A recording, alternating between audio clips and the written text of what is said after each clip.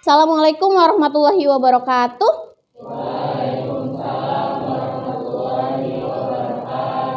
Ya, sebelum kita mulai pembelajaran, marilah kita bersama-sama mengucapkan basmalah. Bismillahirrahmanirrahim. Saya absen dulu ya. Aila, Gaida, Asraf. Kenapa? Izin. Oke, Rahma, Revan, Safira, Rifki Fauzan, Zalfa. Satu siswa saja ya yang nggak masuk berarti ya untuk hari ini. Untuk kegiatan kita pada hari ini, di sini ada 5 kegiatan yang akan kalian lakukan, yang akan kita sama-sama lakukan. Yang pertama orientasi. Saya akan memberikan suatu permasalahan kepada kalian. Kemudian organisasi, kalian akan membentuk kelompok ya, dan saya yakin kalian sudah di kelompoknya masing-masing, kemarin sudah kita bentuk ya. Kemudian penyelidikan, silakan kalian menyelidiki permasalahan tersebut, mencari sumber-sumber data, kemudian menemukan hasilnya, kemudian kalian presentasikan ke depan, dan terakhir kita simpulkan bersama-sama ya untuk pembelajaran kita pada hari ini.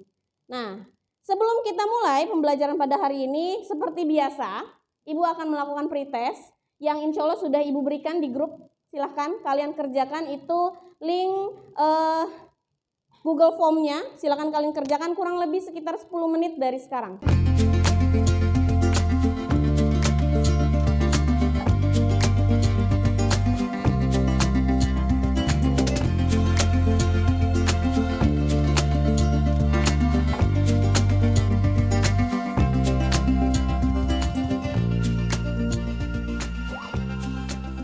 Sudah semua? Yakin dengan pekerjaannya? Kok ketawa? Mengapa harus adanya pretest? Saya ingin mengetahui dasar pengetahuan kalian sampai di mana mengenai materi kita pada hari ini ya. Oke. Nah, tujuan pembelajaran kita pada hari ini ada 3.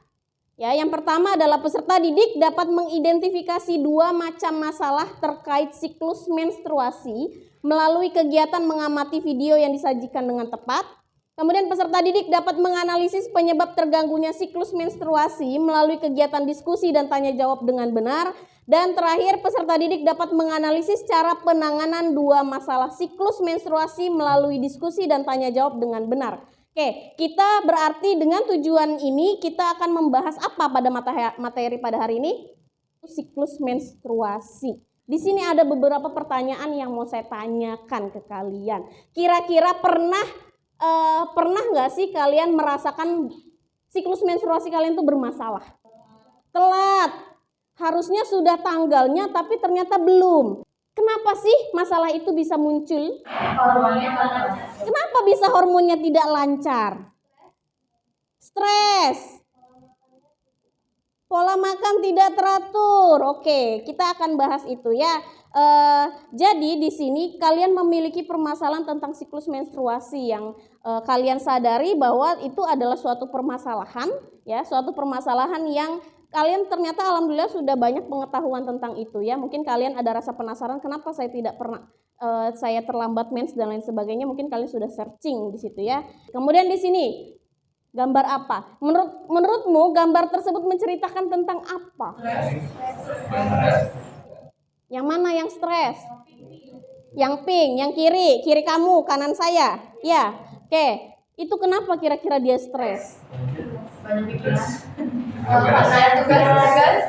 Tugas. Ini ada buku ya. Oke, kalau yang sebelah kanannya itu apa? Lagi apa? Lagi beli pembalut. Oke. Nah, apa yang kalian lakukan jika anakmu di sini sebetulnya ada seorang ibu dan ada seorang anak, ya.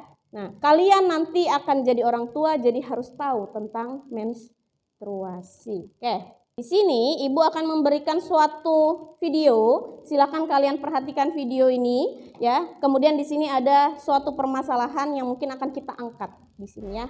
Nah, apa saja penyebabnya yang membuat siklus menstruasi Anda tidak teratur? Aktivitas fisik berlebih atau kita bisa bilang olahraga yang over, olahraga yang berlebihan secara rutin. Jadi contohnya misalnya pada atlet wanita yang kejar target misalnya mau bertanding nih. Dia harus kerja keras, berlatih keras selama beberapa bulan misalnya seperti itu. Dan 15% terjadi pada atlet menstruasinya tidak teratur atau siklus menstruasinya tidak teratur. Kemudian yang terakhir adalah stres yang berat.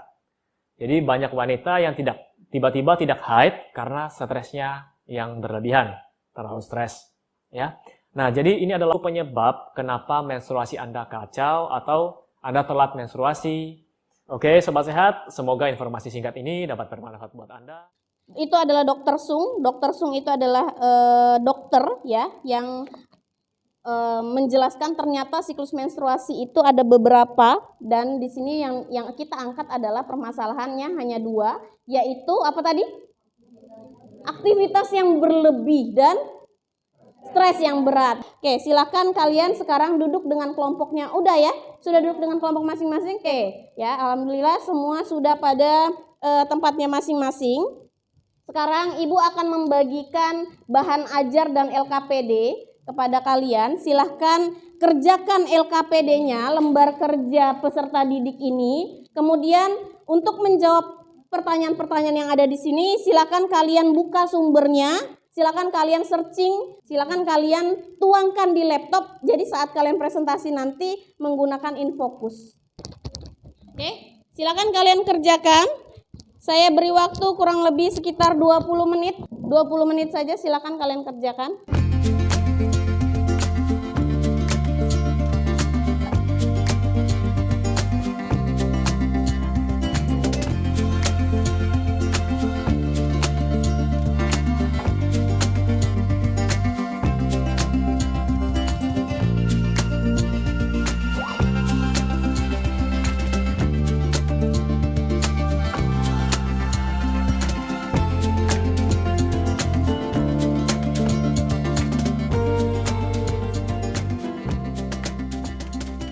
Waktunya udah, silakan di presentasikan semaksimal selesainya kalian aja.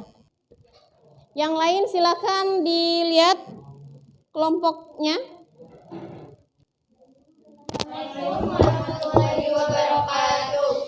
Waalaikumsalam warahmatullahi wabarakatuh.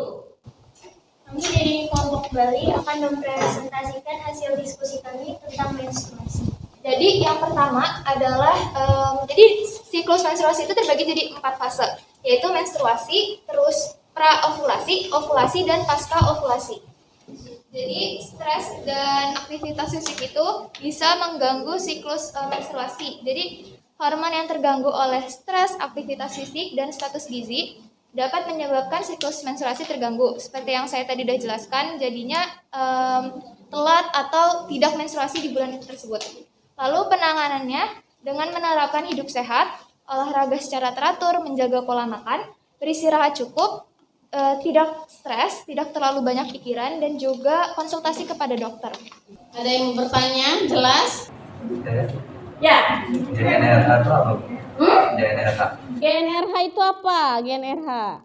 Hormon GnRH itu hormon yang mengatur produksi FSH dan meningkatkan produksi LH juga. Jadi dia bisa merangsang terjadinya ovulasi, yakni pelepasan sel telur dari ovarium. Sudah? Oke, kalau sudah mari kita kasih aplaus dulu untuk kelompok ini. Ya, silakan. Presentasi tadi sudah dilaksanakan kurang lebih ya. Nah, marilah coba siapa yang bisa menyimpulkan dari kegiatan kita pada hari ini? Siapa yang bisa menyimpulkan? Gangguan siklus menstruasi itu dapat disebabkan karena stres berlebihan dan aktivitas berat. Terus juga hormon-hormon yang mengaruhi siklus menstruasi itu ada ada 4. Penanganannya itu bisa dengan aktivitas olahraga fisik yang sewajarnya, terus makanannya yang bergizi dan teratur juga. Habis itu kebiasaan tidurnya harus yang baik. Oke, terima kasih. Kasih aplaus untuk kelompok yang ini. Oke ya. Materi kita pada hari ini sudah terselesaikan, sudah sampai pada kesimpulan ya. sudah kalian simpulkan. Di sini ada gambar siklus menstruasi, di sini ada suhu di bagian atas, ya. Kemudian ada ini untuk level hormonnya, kemudian di sini ada siklus ovariumnya, kemudian di sini ada pada rahimnya seperti apa. Nah, di sini ada yang namanya hormon. Kita yang namanya membahas siklus menstruasi berarti itu dikendalikan oleh hormon. Hormon apa yang pertama mengendalikan adalah hormon GnRH yang ada di hipotalamus. GnRH itu adalah gonadotropin, ya. Jadi GnRH itu akan merangsang pengeluaran FSH. FSH ini fungsinya untuk pematangan folikel, ya, atau pematangan ovum, ya. Jadi di ovum itu atau sel telur itu dia diselubungi oleh yang namanya kantung, ya. Kantung tersebut dikatakan folikel. Nah, saat proses tersebut ini, ya, yang titik-titik ini adalah ovumnya, kemudian di dalam ini di luarnya itu adalah kantungnya. Ini namanya folikelnya. Berkembang, terlihat ya, dari kecil sampai ke besar, ya. Kemudian setelah FSH meningkat, FSH ini akan memicu yang namanya hormon estrogen meningkat. Ya, untuk apa sih hormon estrogen ini? Untuk mempersiapkan rahim.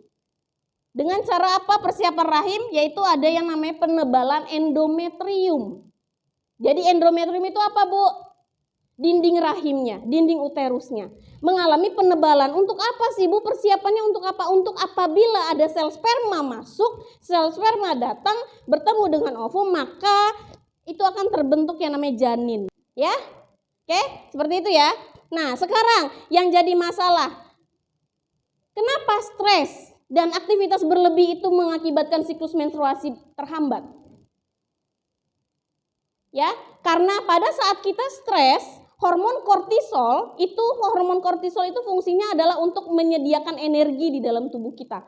Ya, sehingga hormon kortisol akan meningkat. Meningkatnya hormon kortisol mengakibatkan hormon FSH-nya jadi panjang. Berarti tidak terjadi yang namanya ovulasi. Kalau tidak terjadi ovulasi berarti tidak terjadi yang namanya menstruasi. Bisa dipahami? Nah, jadi di bagian apa? Di bagian hormon FSH. Karena hormon kortisol. Sama halnya dengan aktivitas berlebih. Aktivitas berlebih juga membutuhkan yang namanya energi. Oke, itu saja. Sekarang silakan kalian post test, ya. Kurang lebih waktunya agak saya persingkat aja ya, kurang lebih 5 menit. Silakan kalian kerjakan. Sudah saya kirim juga linknya di kalian.